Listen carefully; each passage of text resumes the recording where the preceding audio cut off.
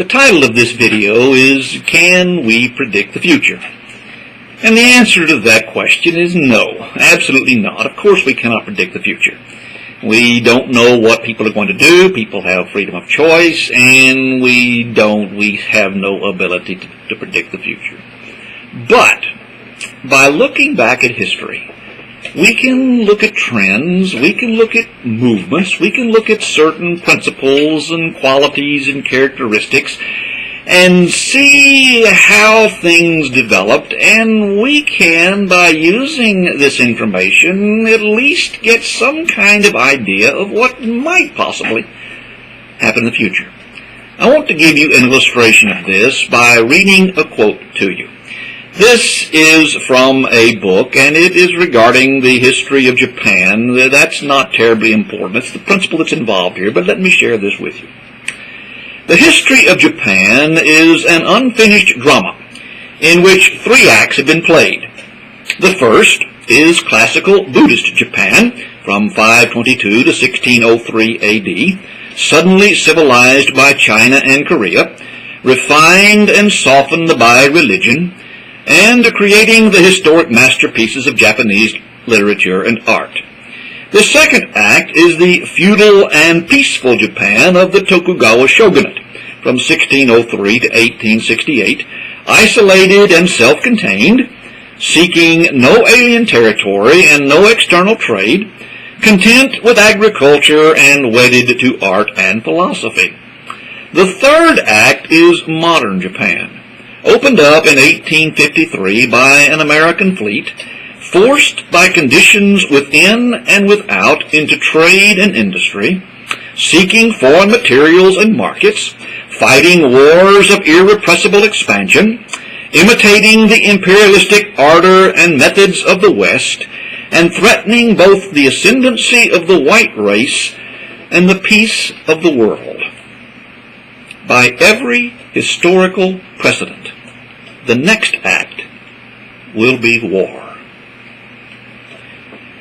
Now, folks, that was written by an historian in 1935, 6 years before the Japanese attacked Pearl Harbor.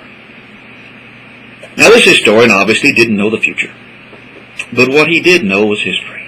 He was able to look back, and he was able to compare what Japan had been doing in the last 80 years or so from his time, seeing trends, seeing movements, comparing that with previous historical events, and his conclusion was that given what Japan had been doing, history inevitably teaches that the next step will be war.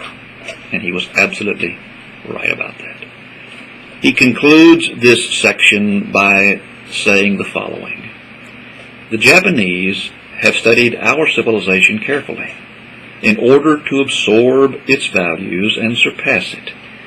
Perhaps we should be wise to study their civilization as patiently as they have studied ours, so that when the crisis comes that must end either in war or understanding, we may be capable of understanding. We didn't do that, and the world suffered grievously because of it.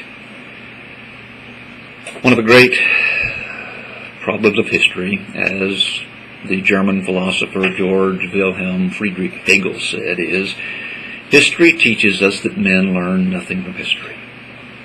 If we fail to learn the lessons of history, if we fail to look back and study what previous generations have done, then we are doomed to repeat that.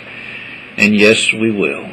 Earlier in this blog, you might read and listen to the video on The Death of Democracy Part 1, where I read a quote from an historian 200 years ago about how democracies cannot exist. They always fall, they always collapse, and they collapse over loose fiscal policy. And the United States is doing exactly what that man said 200 years ago. We need to take the time to study history.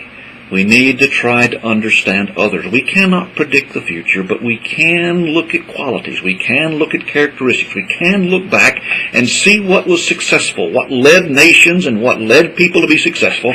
And we can look back and look at the qualities and characteristics that led people to fail. And if we repeat those things that are successful, then we can be successful too.